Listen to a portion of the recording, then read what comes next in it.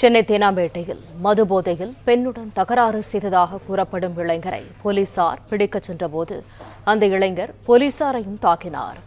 போதை இளைஞருடன் மல்லு கட்டி போலீசார் அவரை காவல் நிலையத்துக்கு அழைத்துச் சென்றனர். கூடுதல் தகவல்களை தருகிறார் எமது செய்தியாளர் கதிரவன்.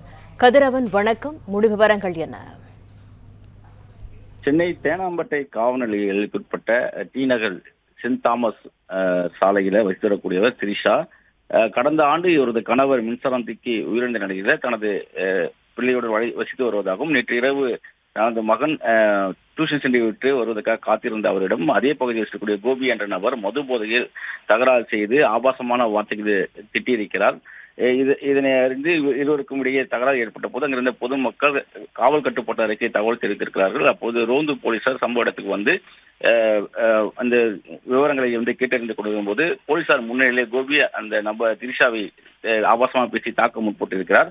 இதனை பார்த்த போலீசார் கோபியை மடக்கி பிடிக்க முயன்ற போது ரோந்து காவலரை தாக்கி சட்டையை பிடித்து கீழே தள்ளி தாக்கி இருக்கிறார்.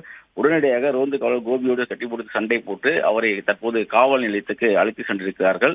கோபியிடம் தேனாம்பேட்டை போலீசார் தொடர்ந்து விசாரணையை மேற்கொண்டு வருகிறார்கள். தற்போது இது தொடர்பான வீடியோ காட்சிகள் வெளியாக இருக்கிறது.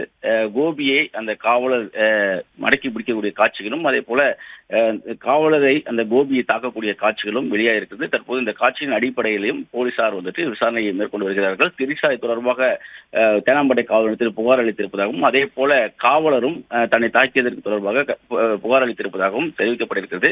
கோபியிடம் தற்போது போலீசார் விசாரணை மேற்கொண்டு வரக்கூடிய நிலையில தாக்குதல் தொடர்பான வீடியோ காட்சிகள் வெளியாக இருக்கிறது. ஆபாசமான வார்த்தைகளை பேசியும் அந்த காவலரை சட்டை பிடித்து இழுத்து தாக்கக்கூடிய காட்சிகளும், அதே போல காவலர் மடக்கி பிடிக்கக்கூடிய காட்சிகளும் வெளியாக இருக்கிறது.